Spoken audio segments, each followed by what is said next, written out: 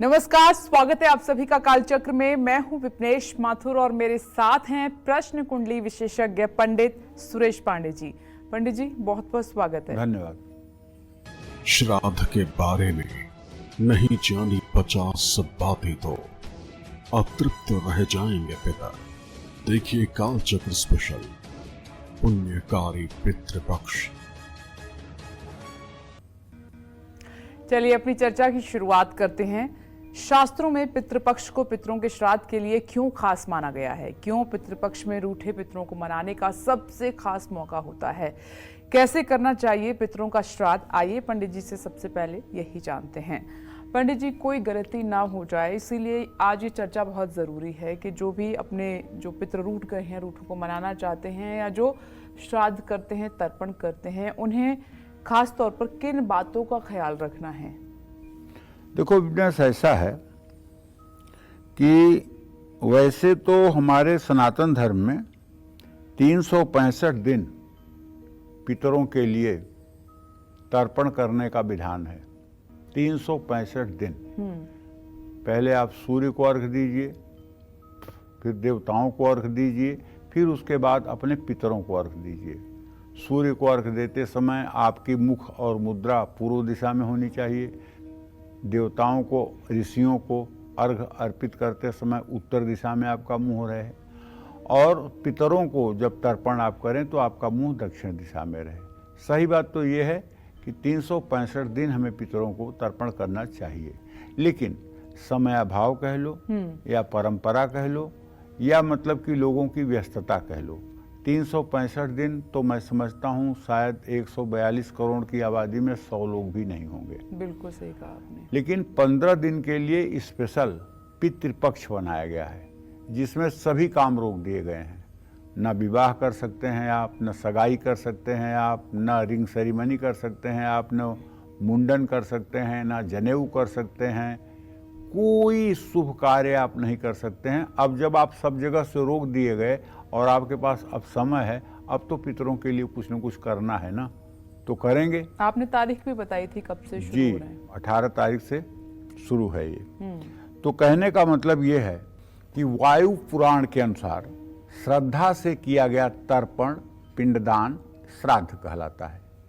जिस मृत व्यक्ति के 1 साल तक सभी क्रियाएं संपन्न हो जाती हैं उनको पितर कहते हैं।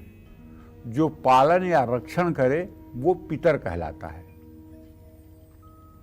स्कंद पुराण के अनुसार इसे श्राद्ध इसलिए कहा जाता है क्योंकि इसके मूल में, इसके जड़ में श्रद्धा होती है।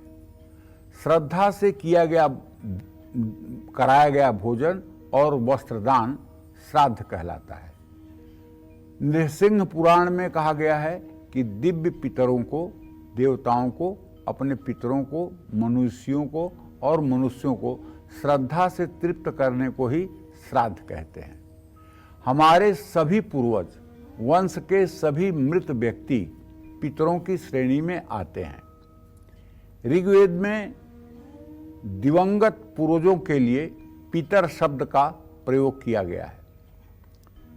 श्राद्ध से बढ़कर और कोई काम कल्याणकारी नहीं होता है। जो शांत रहकर विधि पूर्वक श्राद्ध करता है वो इस लोक में तृप्त होकर जन्म मृत्यु के बंधन से मुक्त हो जाता है। व्यक्ति को अपने कल्याण के लिए भी श्राद्ध जरूर करना चाहिए। श्राद्ध अनुष्ठाता की आयु और विद्या को बढ़ाता है, संतान सुख देता है, घर में धन धान्य की कमी नहीं होने देता।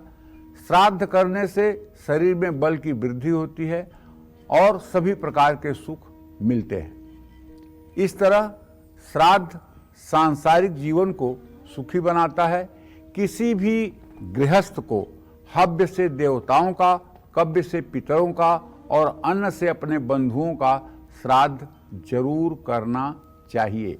जय मां विंध्यवासिनी। चलिए अपनी चर्चा को आगे बढ़ाते हैं। पंडित जी, जो पितृपक्ष की कथा है, मैं चाहती हूँ आज आप दर्शकों को वो बताइए। देखिए ऐसा है, सभी दर्शकों को बताना चाहूँगा। यहाँ एक छोटी सी कथा है। कहते हैं कि श्राद्ध की परंपरा की शुरुआत कथा के मुताबिक कर्ण की मृत्यु के बाद उनकी आत्मा को स्वर्ग पहुंचाने के लिए जहां उन्हें खाने के लिए सोना के गहने दिए गए, कर्ण को कुछ समझ नहीं आया और उन्होंने देवता इंद्र से पूछा कि उन्हें भोजन की जगह सोना क्यों दिया गया। इंद्र ने कहा कि कर्ण ने हमेशा सोना ही दान किया है, लेकिन अपने पितरों को खाना नहीं खिलाया है। आपने सुना भी होगा कि कर्ण कोई ऐसा दिन नहीं होता था जिस दिन सुवर्ण दान न करता हो।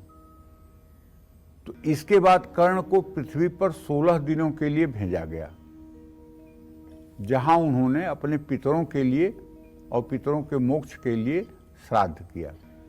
मान्यता है कि तभी से पितृपक्ष के 16 दिनों में श्राद्ध करने की परंपरा चली आ रही है। देखिए, ऐसा है कि पितर सोना चांदी से संतुष्ट नहीं होते हैं। सोना चांदी का दान करने से ब्राह्मण संतुष्ट होता है और उसके आशीर्वाद से आपको पितरों की सद्गति मिलती है। लेकिन पितरों को अगर आप संतुष्ट करना चाहते हैं तो हमारे समझ से आपके पास 3 चीज अवश्य होनी चाहिए। एक तो जौ का आटा, एक चावल का आटा और एक काले तिल का आटा। इन तीनों में थोड़ा थोड़ा सा गाय का घी, थोड़ी सी चीनी, थोड़ा सा खोया और इत्र, ये मिला करके गोलाकार पिंड बनाना चाहिए। और ये पिंड सतोगुणी भगवान विष्णु को, रजोगुणी भगवान ब्रह्मा को और तमोगुणी भगवान शिव को अर्पित करना चाहिए। इससे सात्विक, राजस, तामस तीनों प्रकार के पितरों को मुक्ति मिलती है। चाहे आप त्रिपिंडी श्राद्ध करें, चाहे आप नारायण बलि करें, चाहे आप गया श्राद्ध करें, इस तरह से ही पिंडदान का शास्त्रों में महत्व वर्णित किया गया है। तो ये 3 चीजें श्राद्ध में बहुत आवश्यक हैं और इनको शुद्धता के साथ ग्रहण करके और इनका श्राद्ध में प्रयोग जरूर करना चाहिए। जय मां विंध्यवासिनी। तो पंडित जी से आज बहुत ही खास चर्चा हमारी जारी है पितृपक्ष को लेकर। पंडित जी, ये तो आपने बताया सामग्री क्या क्या होनी चाहिए, लेकिन कुछ लोग ऐसा कहते हैं कि जो हम सामग्री पितरों को चढ़ा रहे हैं भोग के स्वरूप, तो वो कैसे उन तक पहुंचती है? ये कुछ लोग कहते हैं कि वो खाते तो है नहीं। अब देखो, सही बात ऐसा है कि जब मैं लगभग 18-19 साल का था, हमारे घर के पास एक सूर्यावा रेलवे स्टेशन है और पितृपक्ष का समय था। बात बड़ी नाजुक है लेकिन बता देता हूँ, क्योंकि सच्ची बात है, मेरे जीवन की घटी बात है। तो एक आदमी था जो बैठ करके भाषण दे रहा था कि ब्राह्मणों ने अपना पेट भरने के लिए ये मरने के बाद मतलब कि श्राद्ध का विधान बना दिया है। कोई पानी वानी नहीं पहुंचता है, यहाँ से हम किसी को पानी देंगे तो मतलब भगवान के यहाँ कैसे पानी पहुंच जाएगा, कैसे अन्न पहुंच जाएगा, कैसे दान पहुंच जाएगा, कैसे क्या पहुंच जाएगा। इसी तरह की बातें बोल रहा था और उसकी बातों को 4-6 लोग सुन करके हाँ में हाँ मिला रहे थे। मैंने उससे पूछा कि आपके पिताजी का क्या नाम है, तो उसने बताया। हमने कहा आपके पिताजी जीवित हैं? बोला नहीं। तो हमने उनके पिताजी को गाली दे दिया। जब हमने गाली दिया तो उत्तेजित हो गए। हमने कहा बताइए आपके पिताजी तो मर चुके हैं? कहें हाँ। हम कहा तो उनको गाली कैसे पहुंच गई? अगर आप गाली नहीं पहुंची तो आप उत्तेजित कैसे हुए? उनको गाली पहुंची तभी तो आप उत्तेजित हुए। वो चुप हो गए। हम कहा इसी तरह से श्रद्धा श्राद्ध से किया जाता है और पितरों को भी वो इसी तरह से पहुंचता है। जैसे हमारी बाणी पहुंच गई उसी तरह से सारी वस्तुएं भी पहुंचती हैं पितरों को। ये श्रद्धा का विषय है। श्राद्ध का नाम ही श्रद्धा है। श्राद्ध का नाम ही श्रद्धा है।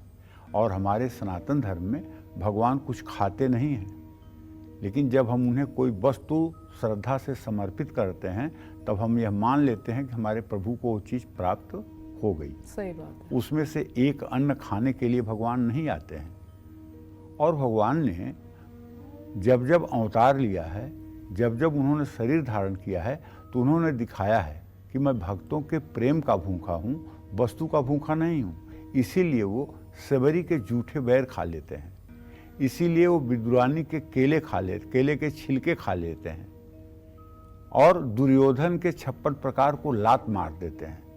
मतलब वो श्रद्धा और भक्ति भाव को देख करके ही वस्तु स्वीकार करते हैं, ताकि इसका एक विषय, एक अनुकरणीय विषय सनातन धर्म के इतिहास में प्रतिष्ठित हो सके। आप तो ये हमेशा श्रद्धा कहते हैं कि भगवान श्राद्ध का विषय है। भक्ति को नहीं, भाव को ज्यादा भाव को, हाँ, भाव ही विद्यते देव, भाव में ही देवता विद्यमान है। और एक बात जान लो विपनेश,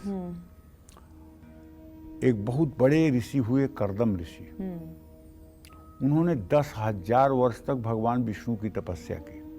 भगवान विष्णु प्रसन्न हुए, बोले वरदान मांग लो।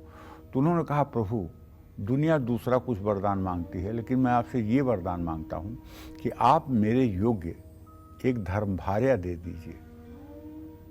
अभी आपने नहीं सुना होगा पत्नी के लिए कोई 10,000 वर्ष तक तपस्या करे। तो भगवान ने प्रसन्न होकर कहा ये मस्तु, मनु की पुत्री देवहूति आपके योग्य है। और आज के तीसरे दिन मनु महाराज अपनी पत्नी के साथ स्वयं आप तक आएंगे शत्रुपा के साथ, और देवहूति के लिए रिश्ता मांगेंगे और देवहूति का आपसे पाणी ग्रहण होगा।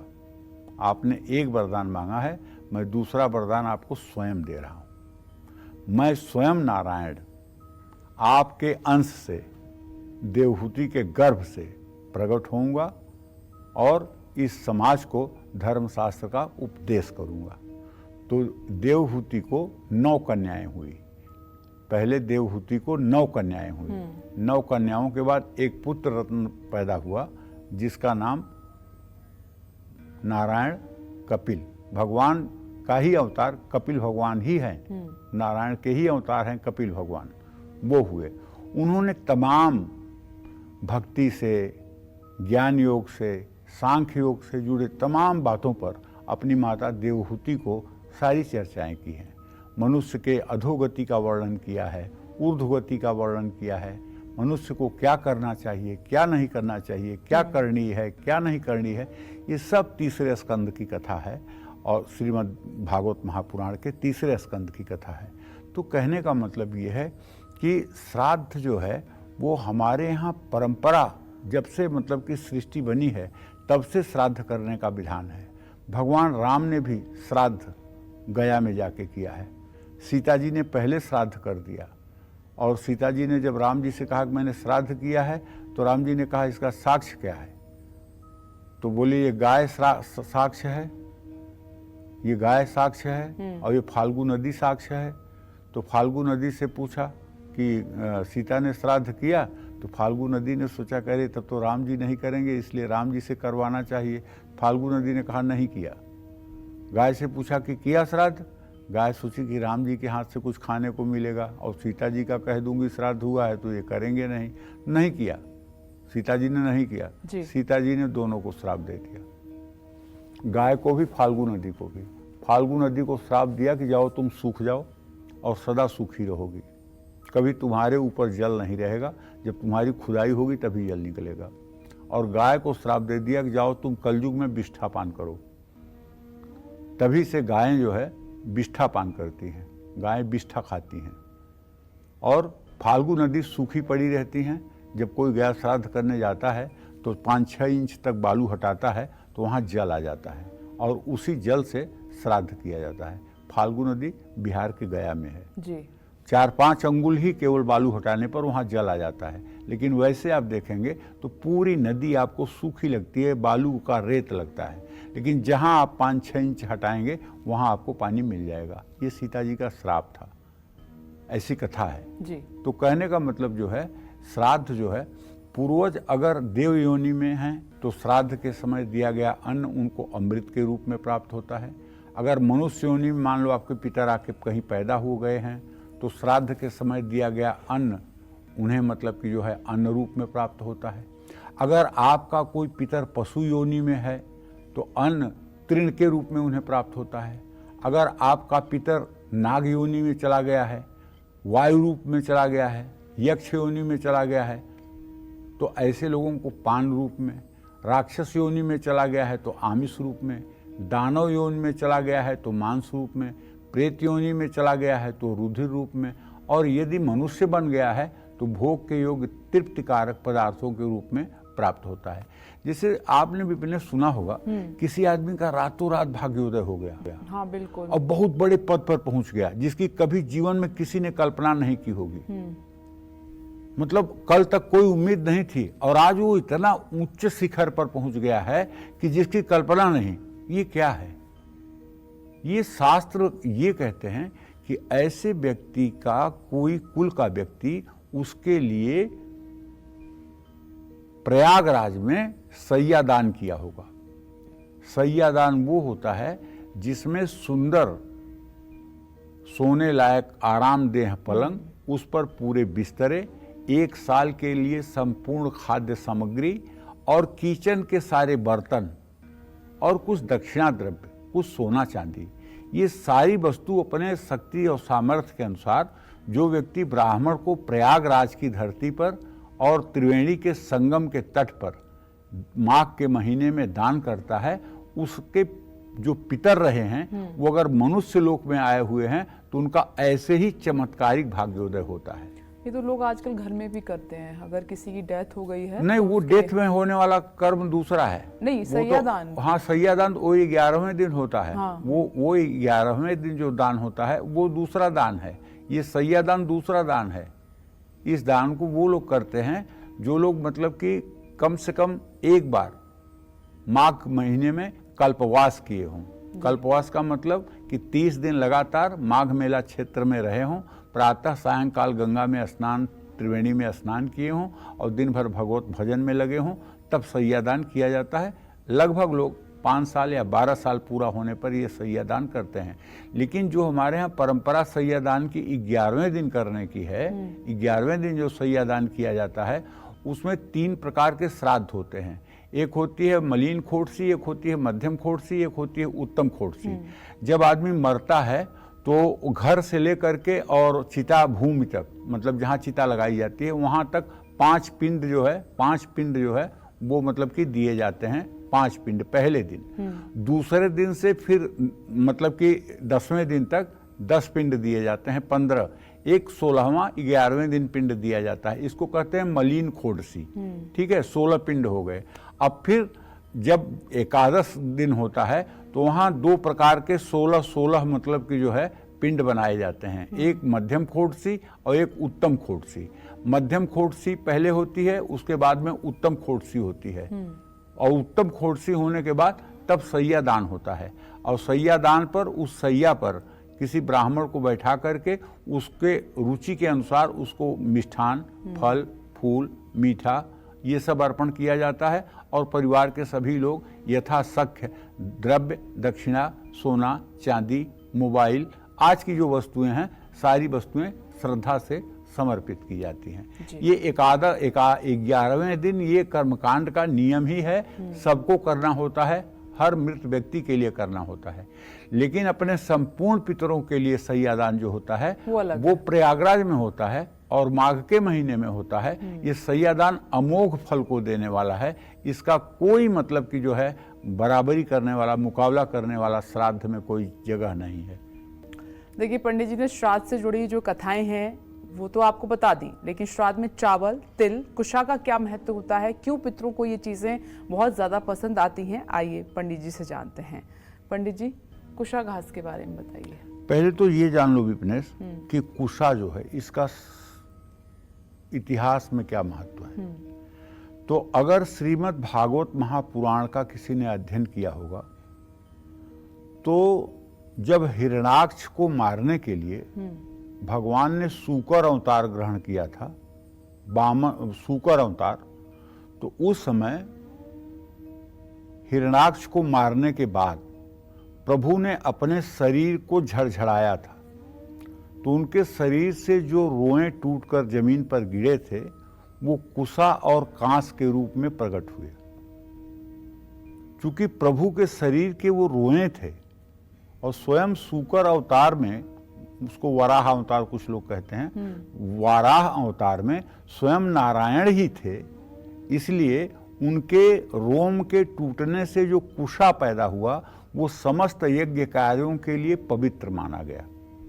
और अभी भादों की अमावस्या गई है, इस दिन कुशोत्पाटनी अमावस्या होती है। इस दिन कुश उखाड़ करके अगर घर लाया जाए तो पूरे साल इसका प्रयोग किया जा सकता है, पूरे साल वो अशुद्ध नहीं होता है। शेष दिनों में उखाड़ा हुआ कुशा जो होता है वो 24 घंटे ही उपयोग में लाया जा सकता है, 24 घंटे से ज़्यादा उपयोग में नहीं लाया जाता है। ठीक है, उसके बाद उसका इस्तेमाल नहीं उसके बाद उसका इस्तेमाल नहीं होता है। लेकिन जब भाद्रपद कृष्ण पक्ष की अमावस्या तिथि को ओम हूं फट स्वाहा कहते हुए कुशा उखाड़ा जाता है तो उसका पूरे साल उपयोग किया जाता है। पहली बात तो कुशा श्रीहरि के रोम से पैदा हुआ है, अति पवित्र है। ठीक है, कुशा घास शीतलता और पवित्रता देती है। कुशा में अमृत का वास माना गया है। कुशा को भगवान विष्णु का प्रतीक भी माना गया है, इसलिए उनके वराह अवतार का वो रोम झड़ा था जिससे ये पैदा हुआ है। ऐसी श्रीमद् भागवत महापुराण की कथा है। कुशा पहनने के बाद, कुशा कहाँ पहना जाता है? दाहिने हाथ की अनामिका उंगली में। ये पवित्री के लिए धारण किया जाता है। ओम पवित्रे स्थो वैष्णव्यो सवितुर्वः प्रसवः उत्पन्नाम्य छिद्रेण पवित्रेण सूर्य से रश्मि तस्यते पवित्र पते पवित्र पूतस्य हजत काम पुने तक्षकेयम। इस तरह के मंत्र को पढ़ते हुए दाहिने हाथ की अनामिका उंगली में ये धारण किया जाता है। लेकिन श्राद्ध करते समय दाहिने और बाएं दोनों हाथ की अनामिका उंगलियों में ये धारण किया जाता है। तो इससे यजमान और पूजन सामग्री दोनों शुद्ध होती है। अनामिका उंगली में कुशा पहनने से मन शांत रहता है। तिल को देवताओं का अन्न कहा गया है। तिल में भगवान विष्णु का वास है। जल को अमृत के साधन के समान बताया गया है। पानी के साथ तिल अर्पित करने से पितरों की आत्मा तृप्त होती है। घर में हर रोज तिल के तेल का दीपक जलाने से संतान सुख की प्राप्ति होती है। पितृपक्ष में तिल का दान करने से प्रेत योनि में वास करने वाले पितरों को मुक्ति मिलती है। चावल की प्रकृति शीतल है। चावल के पिंड इस उद्देश्य से बनाए जाते हैं कि इससे पितरों को शांति मिले और वह लंबे समय तक तृप्त रहें। जय मां विंध्यवासिनी। सुल्तानपुर से इस वक्त कालचक्र दर्शक मंजू जी इस वक्त हमारे साथ जुड़ गई हैं। स्वागत है आपका कालचक्र में। अपना सवाल पंडित जी से कीजिए। पंडित जी प्रणाम। हाँ, सदा सुखी रहो मंजू। पंडित जी, अपने दोनों बच्चों के बारे में पूछना चाहती हूँ। बड़े वाले का जन्म 29 जुलाई 2003 मंगलवार सायं 4 पे और छोटे वाले का 25 जनवरी 2005 मंगलवार रात 11:10 पे। दोनों का भविष्य कैसे रहेगा गुरुजी?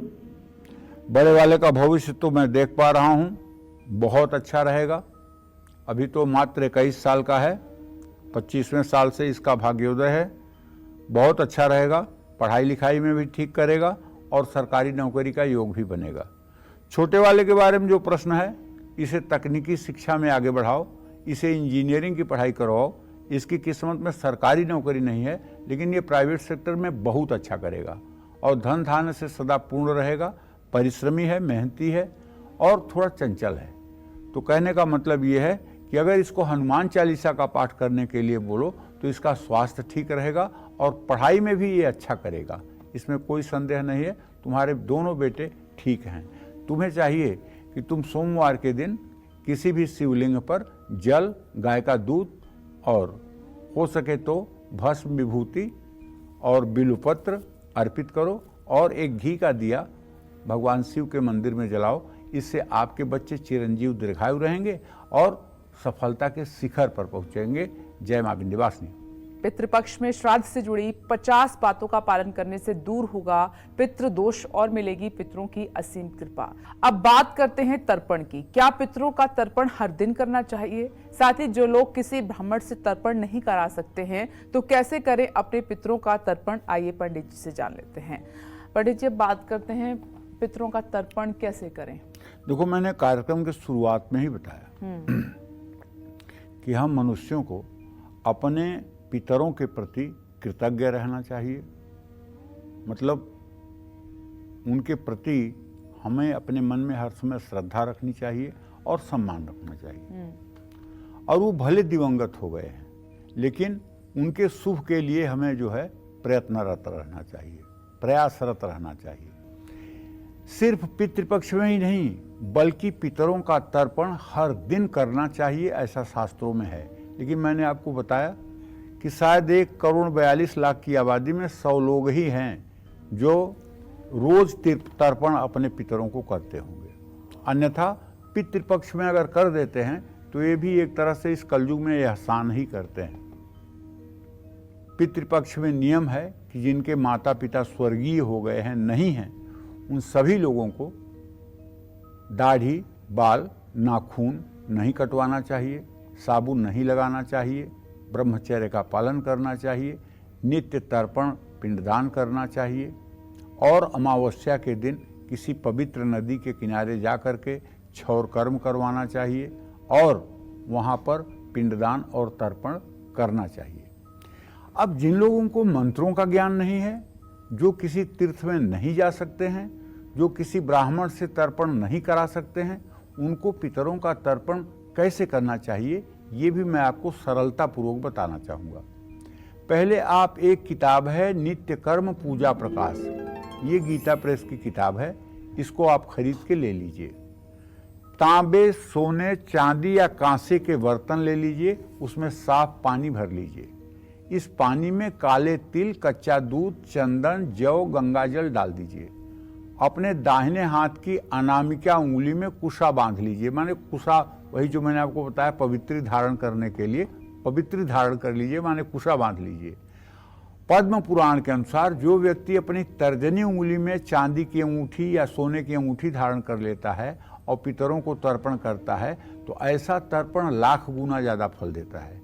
अगर इस अनामिका उंगली में सोने की अंगूठी पहनकर पितरों का तर्पण किया जाए तो करोड़ों गुना लाभ मिलता है। तर्पण में काले तिल जरूर होने चाहिए। पद्म पुराण के अनुसार तिल के संपर्क से जल अमृत से भी ज्यादा पवित्र और स्वादिष्ट हो जाता है। जो हर दिन स्नान करने के बाद तिल मिश्रित जल से पितरों का तर्पण करता है, ऐसा व्यक्ति पितृकुल और मातृकुल का उद्धारक करके ब्रह्मलोक में जाता है। मातृकुल मतलब कोई आदमी अगर गया श्राद्ध कर रहा है या भागवत की कथा सुन रहा है या त्रिपिंडी श्राद्ध कर रहा है या नारायण बलि कर रहा है तो सिर्फ अपने माता पिता दादा दादी का कल्याण नहीं करता है, वो अपने मृतक नाना नानी, मामा, इन सबको भी, अगर इनकी आत्माएं दिवंगत हो गई हैं तो इन सब का भी वो उद्धारक होता है। क्योंकि बेटी का बेटा का श्राद्ध जो होता है वो नाना नानी को मिलता है, इसमें कोई संदेह नहीं है। अब बस एक बात का ध्यान रखना चाहिए कि दामाद का किया हुआ कोई भी कर्म जो है वो अपने सास ससुर को नरक और अधोगति में डाल देता है। दामाद के द्वारा कोई कृत्य कर्म अपने सास ससुर के लिए नहीं होना चाहिए। कुशा के अग्रभाग से देवताओं का, जैसे कुशा है जिसको मैंने बताया कि ये भगवान वराह के रोम से प्रकट हुआ है ना, तो उसका जो अग्रभाग मतलब उसका जो ऊपरी सिरा है उससे देवताओं का और मध्य भाग से मनुष्यों का, जब उसको मोड़ करके ऊपर का भाग पीछे कर लीजिए और मध्य भाग से मनुष्यों का और मूल भाग जो अग्रभाग है पितरों का तर्पण करना चाहिए। घर में, ग्रहण में, पितृश्राद्ध में, व्यतिपात योग में, अमावस्या में, संक्रांति के दिन निषेध होने पर तिल से तर्पण आप कर सकते हैं। बाकी दिनों में घर में तिल से पितरों का तर्पण नहीं करना चाहिए। सबसे पहले आत्मशुद्धि करें। हरि ओम अपवित्रः पवित्रो वा सर्वावस्थां गतोऽपि वा यः स्मरेत् पुंडरीकाक्षं सह वायाभ्यन्तरः शुचिः। इसका अर्थ जो है वो तो है, लेकिन मैं आपको इसका अर्थ बता देता हूँ। आपको ये मंत्र नहीं आता है, कोई बात नहीं, आप आँख बंद करिए और अपने हृदय में शंख चक्र गदा पद्म धारण किए हुए भगवान विष्णु का ध्यान करिए। भगवान विष्णु आपके हृदय में हैं, उनके दाहिने हाथ के तर्जनी उंगली में चक्र है, बाएं हाथ के ऊपर वाली हाथ में जो है पांचजन्य शंख है, दाहिने हाथ में नीचे जो है कमुद की गदा है और बाएं हाथ में एक कमल का फूल है। बनमाला पूरे शरीर में शोभित हो रही है, पीताम्बर धारण किए हुए हैं, सर पे उनके सुंदर मुकुट शोभायमान हो रहा है और उनके आभा मंडल से पूरा त्रिलोकी जगमगा रहा है। ऐसा ध्यान करते ही आप भीतर और बाहर से पवित्र हो जाएंगे। आप मंत्र बोलें या ना बोलें, आप निश्चित रूप से पवित्र हो जाएंगे, आप नहाए हों या ना नहाए हों। ये ध्यान आते हुए यह स्मरेत पुंडरीकाक्ष, भगवान विष्णु को ही पुंडरीकाक्ष कहते हैं, उनका स्मरण करते ही मनुष्य भीतर और बाहर से पवित्र हो जाता है। ये बात अच्छी तरह से समझ लेनी चाहिए। देवताओं का, फिर ऋषियों का और सबसे बाद में पितरों का तर्पण करें। देवताओं का तर्पण करते समय अपना मुंह पूरब दिशा में रखें। देवताओं का नाम लेकर एक एक बार तर्पयामी बोलते हुए उन्हें अपनी उंगली के आगे वाले भाग से जल गिराते रहें। ऋषियों का तर्पण करते समय उत्तर दिशा की ओर मुंह करके 2 बार तर्पयामी बोलते हुए उन्हें ऋषि तीर्थ में से जल गिराते हुए जलांजलि दें। पितरों का तर्पण करते समय दक्षिण दिशा की ओर मुंह करके 3 बार तर्पयामी बोलते हुए पितृतीर्थ से जल को गिराते हुए जलांजलि दें। ओम पितृदेवाय नमः, ओम पितृ शांति भवः, इन मंत्रों का जप करें। वैसे पितर सूक्त का भी पाठ जो है पितृपक्ष में किया जाना चाहिए। जो अपने पितरों को तिल मिश्रित जल से 3 अंजलियां देता है उनके सभी पाप नष्ट हो जाते हैं। आप नदी में तर्पण करना चाहते हैं तो पहले स्नान करें, उसके बाद नाभि तक जल में खड़े होकर पितरों का आवाहन करें। इसके बाद आकाश और दक्षिण दिशा की ओर मुंह करके पितरों को 3 बार जलांजलि दें। पितरों के उद्धार के लिए विष्णु सहस्र नामावली का नित्य पाठ करने से पितर मुक्त होते हैं। अपने घर में भागवत कथा का आयोजन करें। देखिए, भागवत कथा का आयोजन करने में काफ़ी पैसा लगता है और यदि आप भागवत की कथा नहीं करवा सकते हैं, आपकी सामर्थ्य नहीं है, तो अगर संस्कृत में पढ़ सकते हैं तो संपूर्ण भागवत को आप 7 दिन में अगर पढ़ लें भगवान विष्णु की पूजा करके, तब भी आपके सारे पितर मुक्त हो जाएंगे। और अगर 7 दिन में नहीं पढ़ सकते, अगर संस्कृत में नहीं पढ़ सकते, तो भगवान विष्णु की प्रतिमा के सामने अगर आपके पास रोज 1 घंटे का समय ही है तो आप श्रीमद् भागवत महापुराण को हिंदी में ही पढ़िए जोर जोर से, ताकि आपका उच्चारण सुनाई पड़े। और पूरे 1800 श्लोकों का जो हिंदी टीका है उसको पढ़ डालिए और पढ़ने के बाद भगवान विष्णु से कहिए कि आप इस पाठ को स्वीकार करें और मेरे पितरों को उत्तम गति दें। आपके सारे पितर तर जाएंगे, इसमें कोई संदेह नहीं है। और अगर सामर्थ्य है 5 ब्राह्मणों को घर बुला करके और बढ़िया मंत्र जप करवाते हुए और भागवत का संपूर्ण संस्कृत में पारायण करवा रहे हैं और कथावाचक व्यास गद्दी पर बैठकर 2-3 घंटे भागवत की कथा सुना रहे हैं, तो ये दिव्य कर्म है। लेकिन ये धन से किया जाने वाला कर्म है, इसमें धन की आवश्यकता जरूर है, इसमें धन जरूर लगेगा। और बात बताऊंगा आपको, अगर आप भगवत सेवा में लगे हुए हैं, मुरारी पादार्पित चित्तवृत्ति, आपकी चित्तवृत्ति भगवान श्री कृष्ण के चरणों में हर समय लगी हुई है और आप हर समय नाम जप करते हैं, एक दिन जब ऐसा आ जाए कि आप भगवत साक्षात्कार कर लें या आपको आत्मबोध हो जाए, तो आप विश्वास करिए, आपके माता पिता और दादा दादी नहीं, आपके 21 पीढ़ियों के पितर तृप्त हो जाएंगे और वो हर तरह से मुक्त हो जाएंगे। 21 पीढ़ियों को, ऐसा मैं नहीं कह रहा हूं। परम पवित्र पुण्य कीर्ति साक्षात राधा कृष्ण स्वरूप मेरे गुरुदेव जो प्रेमानंद जी महाराज हैं वृंदावन में, ये उनके मुख का वाक्य है कि भगवत साक्षात्कार किया हुआ व्यक्ति अपने 21 कुलों का उद्धारक होता है। 21 कुलों का उद्धारक होता है, ये कोई छोटी बात नहीं है। 21 कुलों का, और इतने बड़े संत हैं कि इस बात पर संशय करने की कोई गुंजाइश ही नहीं है। उन्होंने अनुभव की बात कही है अपने जीवन की, तो इसलिए भगवत भजन में लग जाना भी पितरों को एक तरह से मुक्ति देने का एक प्रयास सुनिश्चित है। जय मां विंध्यवासिनी। तर्पण का महत्व विधि तो आपने जान ली। अब तर्पण के नियमों की बात करते हैं। तर्पण करते समय किन नियमों का पालन करना चाहिए, आज पंडित जी से हम ये जानने की कोशिश करते हैं। पंडित जी, श्राद्ध का भी अपना नियम है, तर्पण का भी अपना नियम है। देखो, सनातन धर्म में कोई चीज़ ऐसी नहीं है जिसका नियम ना हो। हर चीज़ के नियम है, हर चीज़ की सावधानियां हैं, क्या करना है क्या नहीं करना है। क्योंकि एक बात विपनेश जान लो, मैं सैकड़ों बार कह चुका हूँ, कर्मकांड चाहे पितरों का हो चाहे देवताओं का हो, कर्मकांड दुधारू तलवार है। सीधा चलेगी तो लक्ष्य को पार करेगी और उल्टा चल गई तो आपका ही नुकसान करेगी। इसलिए कर्मकांड करते समय बिना कर्मकांड का सम्यक ज्ञान होते हुए कर्मकांड नहीं करना चाहिए। भगवान श्री कृष्ण ने गीता के 16वें अध्याय के 24वें श्लोक में कहा है कि जो भी कार्य किए जाएं वो शास्त्र द्वारा प्रमाणित हों। और शास्त्र क्या है? शास्त्र है गीता। शास्त्र क्या है? गीता। शास्त्र क्या है? भागवत। शास्त्र क्या है? रामचरितमानस। शास्त्र क्या है? वेद। शास्त्र क्या है? उपनिषद।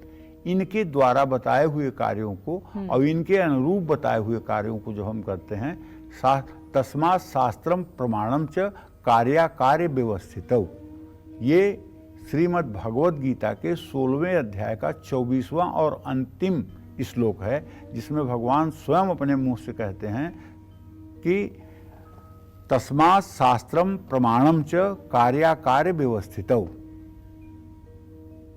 शास्त्र सम्मत कार्य ही करना चाहिए। और शास्त्र सम्मत कार्य गीता में लिखे हुए हैं कि मनुष्य को किस तरह के कर्म करने चाहिए, क्या शास्त्र सम्मत है, क्या शास्त्र सम्मत नहीं है। पंडित जी, एक छोटी सी बात में ये मतलब जब हम तर्पण की और श्राद्ध की बात कर रहे हैं, तो क्या उन बच्चों को ये इसका अधिकार है जिन्होंने कभी जीते जी अपने माँ बाप को सुखी रखा ही नहीं? देखो बेटा, ऐसा है, हाँ, देखो थोड़ा प्रायश्चित तो उनको करना पड़ेगा, लेकिन हमारे यहाँ भगवान कहते हैं, श्री कृष्ण कहते हैं, क्षिप्रम भवति धर्मात्मा शाश्वत शांति निगच्छति कौन्तेयम प्रतिजानीहि न मे भक्त प्रणश्यति। अगर आदमी कितना भी गलत काम क्यों न किया हो, लेकिन अगर भयभीत होकर के मेरी शरणागति ले ले और कहे कि अबलव नसानी अबना न सही हो, और सतमार्ग पर चलने के लिए मुझे साक्षी मान करके और चल पड़े, तो मैं उसे भी महात्मा बना देता हूं और वो कभी नष्ट न हो, इसके लिए मेरा पूरा प्रयास होता है। कौन्तेयम प्रतिजानीहि, हे कुंती पुत्र अर्जुन, ठीक से जान लो, न में भक्त प्रणश्यति, मेरा भक्त कभी नष्ट नहीं होता। और गीता में आगे यह भी कहते हैं 12वें अध्याय में, तस्माहम समुद्धरता मृत्यु संसार सागरात भवामी न चिरापार्थम मैया वेशित चेतताम। मतलब मैं अपने भक्तों का इस मृत्यु सागर संसार सागर से उद्धार कर देता हूँ। भवामी न चिरापार्थम, और विलंब बिल्कुल नहीं करता हूँ। मैया वेशित चेतसाम। और रामायण में तुलसीदास जी लिखते हैं, कोटि विप्र अघ लागहि जाहू आए शरण तजहु नहीं ताहू। मतलब 1 करोड़ ब्राह्मणों को मारने का भी ब्रह्म हत्या का दोष जिसको लगा हो, वो भी अगर भयभीत होकर शरणागत होकर के और मुझ में समर्पित हो जाए तो उसका भी मैं त्याग नहीं करता हूँ, उसको भी मैं स्वीकार करके उसके भी उत्तम गति का विधान करता हूँ। तो भले ही अहंकार बस माता पिता की सेवा शुश्रूषा नहीं की है, ये तो महत पाप है, महत पाप है। क्योंकि एक बात तो जान लो कि 4 पदार्थ करतल ताके प्रियपि तु माँ तु प्राण समझा के। गोस्वामी तुलसीदास जी लिखते हैं कि जिसको अपने माता पिता प्राणों के समान प्रिय होते हैं, वही धर्म अर्थ काम मोक्ष चारों पुरुषार्थों की सिद्धि कर पाता है। और जो माता पिता की सेवा शुश्रूषा नहीं करता है, जो माता पिता का आदर सम्मान नहीं करता है, वो कुछ दिनों तक भले सुखी रह सकता है, लेकिन उसका भविष्य हर समय अंधकारमय और दुखपूर्ण ही जीवन होता है। अगर दुख भोगते भोगते उसको प्रायश्चित हो रहा है कि मैंने अपने माता पिता का अपमान किया है, उनके लिए कुछ नहीं किया है, अब मुझे करना चाहिए, और इस पश्चाताप की अग्नि में जलते हुए अगर वो पितरों के लिए कुछ करता है, तो उसके प्रायश्चित को भगवान मान लेंगे और उसकी गति को सुधार देंगे और उसके पितरों को भी उत्तम गति देंगे। ये हमारे सनातन धर्म की मान्यता है जी। अब पंडित जी तर्पण के नियम बता हाँ, सिर्फ पितृपक्ष में ही नहीं बल्कि हर दिन पितरों का तर्पण करना चाहिए। मिट्टी और लोहे के बर्तन में तर्पण के लिए जल कभी भी नहीं लाना चाहिए। सप्तमी, रविवार या किसी के जन्मदिन पर तर्पण नहीं करना चाहिए। गलत आचरण करने वाले व्यक्ति को तर्पण कराने का अधिकार नहीं है। प्रतिपदा, षष्ठी, एकादशी तिथि में शुक्रवार और रविवार को, कृतिका, मघा और भरणी नक्षत्र में, गजछाया योग में पितरों का जल से कभी भी तर्पण नहीं करना चाहिए। जय मां विंध्यवासिनी। और जिस दिन आप अपने पितरों का श्राद्ध कर रहे हैं उस दिन आपको किन नियमों का खास तौर पर पालन करना है, जान लेते हैं पंडित जी। पंडित जी बताएं। देखिए, जिस दिन आप श्राद्ध कर रहे हैं उस दिन आपको चाहिए कि आप हाथ से ही दातून कर लें या मिट्टी से दातून कर लें, किसी वृक्ष के मतलब कि दातून को न करें। आज तो टूथपेस्ट हो गया है तो टूथपेस्ट से दातून करने में कोई बुराई नहीं समझ में आती। पहले इसलिए मना किया गया था कि पेड़ों की दातून आप तोड़ेंगे, नीम जैसी दातून तोड़ेंगे, इसलिए मनाही की गई थी। और न तो पान का सेवन करना चाहिए और न किसी प्रकार के पान या तंबाकू का सेवन करना चाहिए। दूसरों के घर पर भोजन भी नहीं करना चाहिए। दिन में एक बार भी भोजन नहीं करना चाहिए और अगर करना चाहते हैं तो फलाहार कर सकते हैं।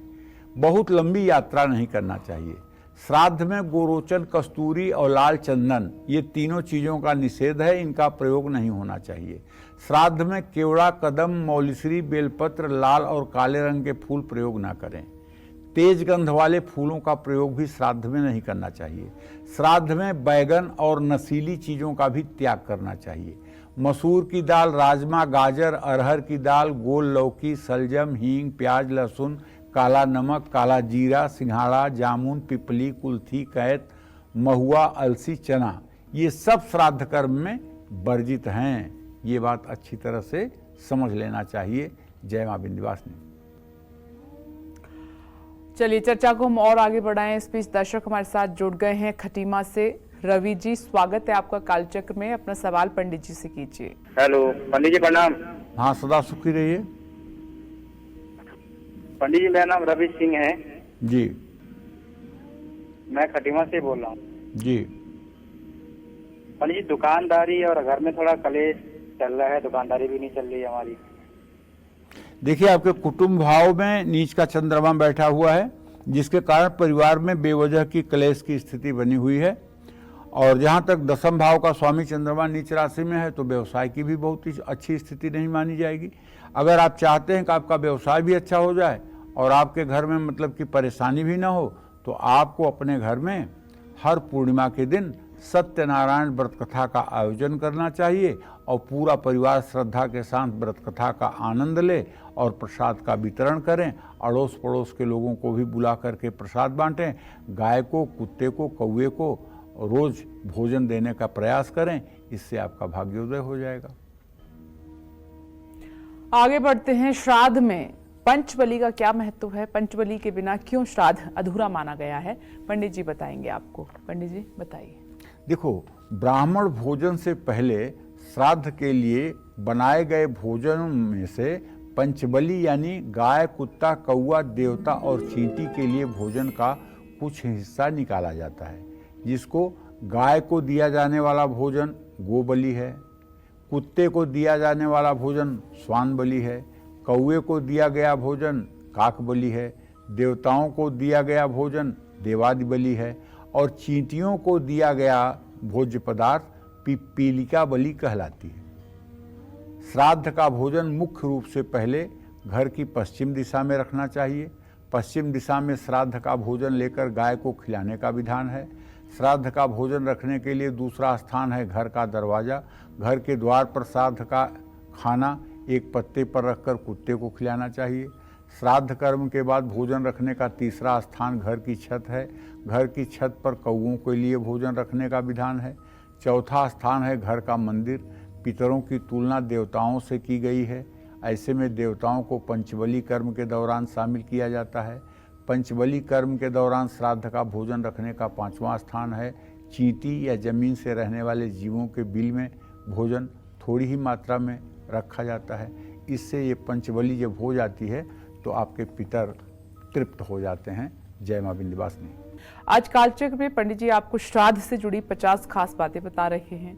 तो चलिए अब बात करते हैं ब्राह्मण भोज की। क्यों श्राद्ध में ब्राह्मण भोज को बहुत जरूरी माना गया है, ब्राह्मण को भोजन कराना चाहिए और भोजन में कौन कौन सी चीजें जरूरी होनी चाहिए, ये पंडित जी से जानते हैं। ब्राह्मण भोज का भी बहुत महत्व है पंडित जी, आपने कई बार बताया है। तो किस तरह से ब्राह्मण भोज हमें कराना चाहिए? देखो, पहली बात तो ये है कि ब्राह्मण भोज का मतलब है कि श्राद्ध में ब्राह्मणों को भोजन कराना बहुत जरूरी है। ब्राह्मण के मुख से देवता हव्य और पितर कव्य को पाते हैं। एक बार जान लो विपनेश, जैसे कोई अकाल मृत्यु को प्राप्त हुआ, 22 साल की 24 साल की अवस्था में एक्सीडेंट में या दुर्घटना में मरा, और ब्राह्मण जाति के अलावा किसी दूसरे को, आज के वर्तमान युग की भी बात कर रहा हूँ पूरा छाती ठोक के, 13 लोगों को कहिए बैठ करके पहले भोजन करने के लिए, तो उनका कलेजा मुंह को आ जाएगा डर के मारे, पता नहीं क्या दोष लग जाएगा।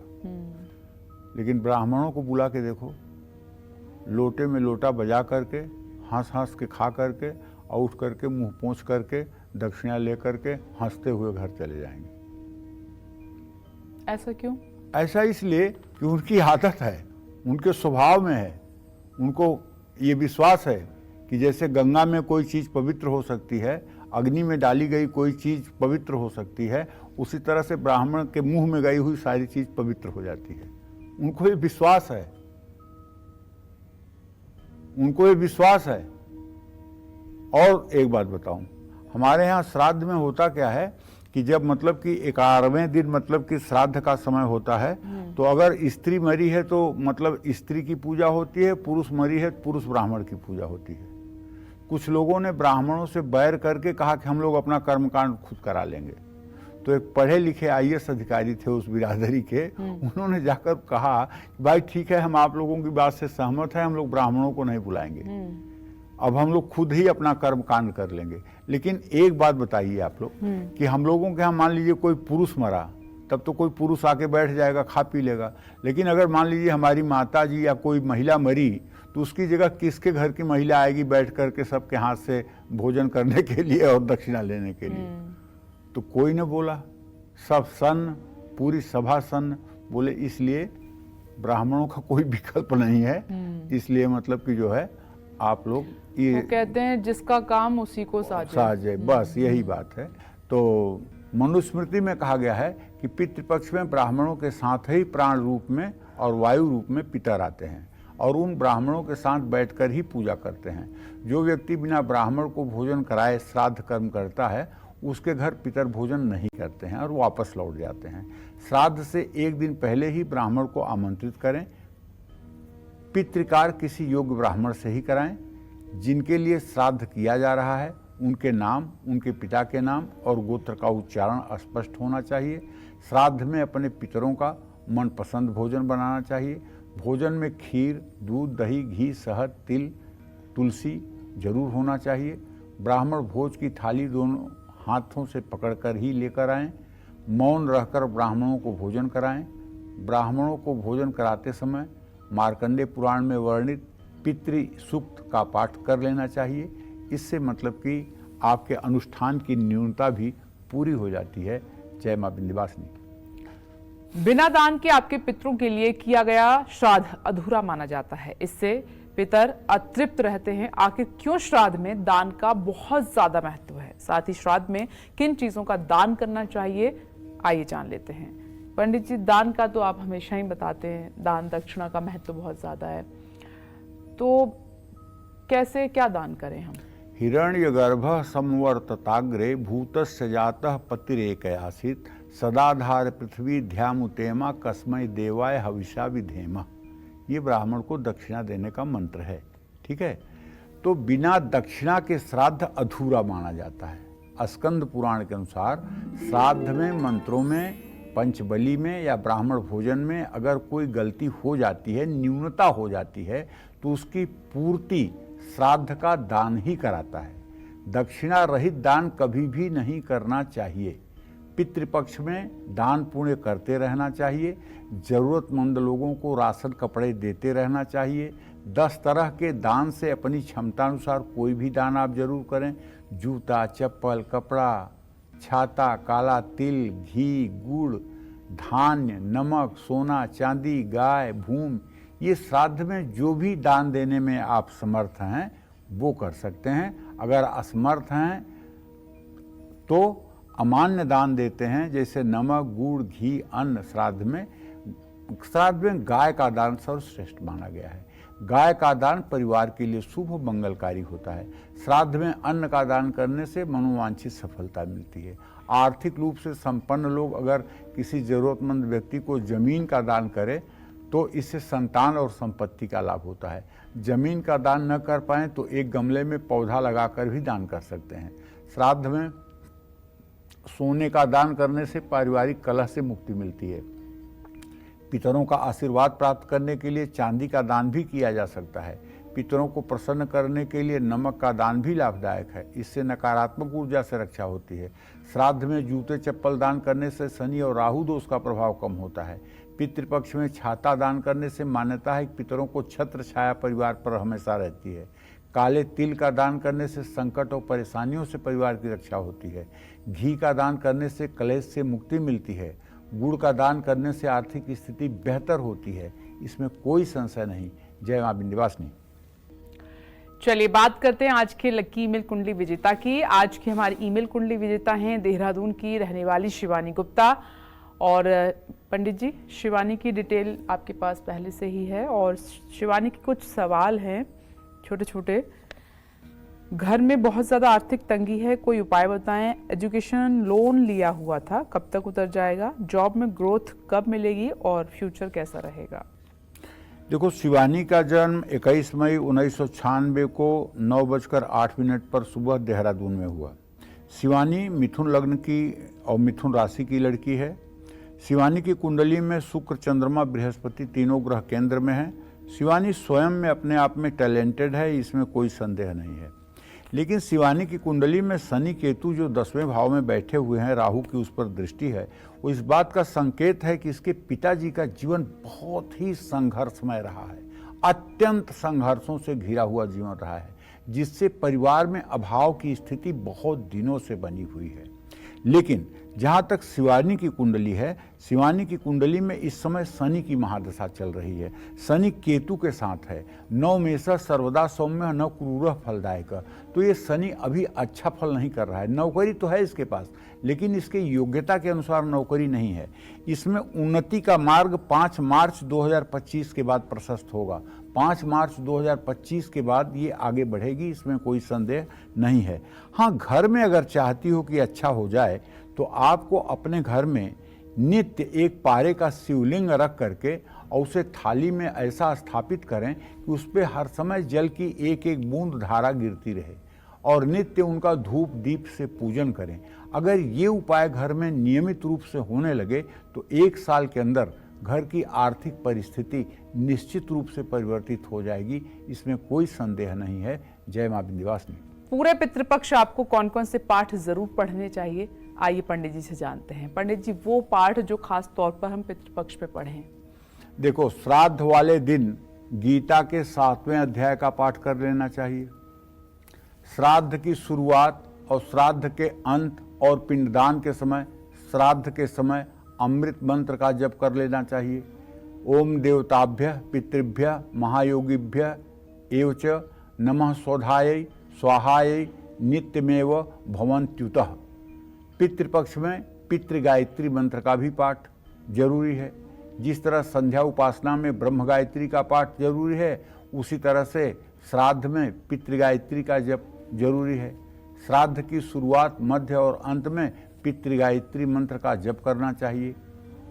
और पितृपक्ष में हनुमान चालीसा का नियमित पाठ करना चाहिए। ऐसा करने से घर परिवार पर कोई भी संकट नहीं आता है। हनुमान चालीसा के साथ साथ बजरंग बाण का भी पाठ करने से पितृदोष से मुक्ति मिलती है। पितरदोष से मुक्ति पाने के लिए अमावस्या या पूर्णिमा को पितृ सूक्त का पाठ करना चाहिए। पितरों की मुक्ति के लिए पितृ गायत्री मंत्र का जप करना चाहिए। सर्व पितृ अमावस्या के दिन गजेंद्र मोक्ष का पाठ करना चाहिए, ये लाभदायक है। मार्कंडेय पुराण में पितृ स्तुति का पाठ कर सकते हैं, इससे पितृ प्रसन्न होते हैं, रोगों से मुक्ति मिलती है, धन संतान सुख की प्राप्ति होती है। विष्णु सहस्रनामावली का पाठ करने से या राम रक्षा स्तोत्र का पाठ करने से या गोपाल सहस्रनाम का पाठ करने से पितरदोष से मुक्ति मिलती है। विष्णु सहस्रनामावली का पाठ हर अमावस्या और पितृपक्ष में जरूर करना चाहिए। गरुड़ पुराण का पाठ किसी सुयोग्य ब्राह्मण से करवाना चाहिए। गरुड़ पुराण का पाठ कराने से पितृदोष से मुक्ति मिलती है। जय मां विंध्यवासिनी। हम आगे डिस्कशन को आगे बढ़ाएंगे, लेकिन इस बीच झारखंड से कॉलर झम्मन जी जुड़ गए हैं। स्वागत है आपका कालचक्र में। अपना प्रश्न पंडित जी से कीजिए। नमस्कार पंडित जी। हाँ, सदा सुखी रहिए। नाम बताइए।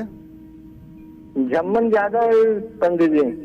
अच्छा, 25 मई 1982 का जन्म है हमारा। समय अच्छा नहीं चल रहा है, नौकरी चाकरी, थोड़ा वही बताइए। क्या बताऊं, चंद्रमा मतलब कि जो है ठीक स्थिति में नहीं है और मंगल से सदाष्टक योग है। समय तो अभी बिल्कुल ठीक नहीं चल रहा है। जहां हाथ लगा रहे हैं वहीं निराशा आ रही है, जहां हाथ लगा रहे हैं वहीं परेशानी आ रही है। अभी तो मुझे लगता है कि 6-7 महीने और संघर्ष की स्थिति है, उसके बाद सुधार होगा। और सुधार के लिए आपको चाहिए कि रोज़ कम से कम एक बार सुबह शाम हनुमान चालीसा का पाठ करिए और मंगलवार को हनुमान मंदिर जाइए, दर्शन पूजन करिए, उससे ज़रूर कुछ आपके भाग्य को बल मिलेगा। जय मां विंध्यवासिनी। पंडित जी, आज हमारे दर्शकों को इतनी महत्वपूर्ण जानकारी देने के लिए बहुत बहुत धन्यवाद। धन्यवाद। और उम्मीद करते हैं कि आज का विषय आपको हमारा बहुत पसंद आया होगा। कल फिर एक नए विषय और आपकी परेशानियों को दूर करने के लिए ढेरों उपाय लेकर आएंगे हम पंडित सुरेश पांडे जी के साथ। तब तक के लिए कालचक्र की टीम को दीजिए इजाजत। नमस्कार।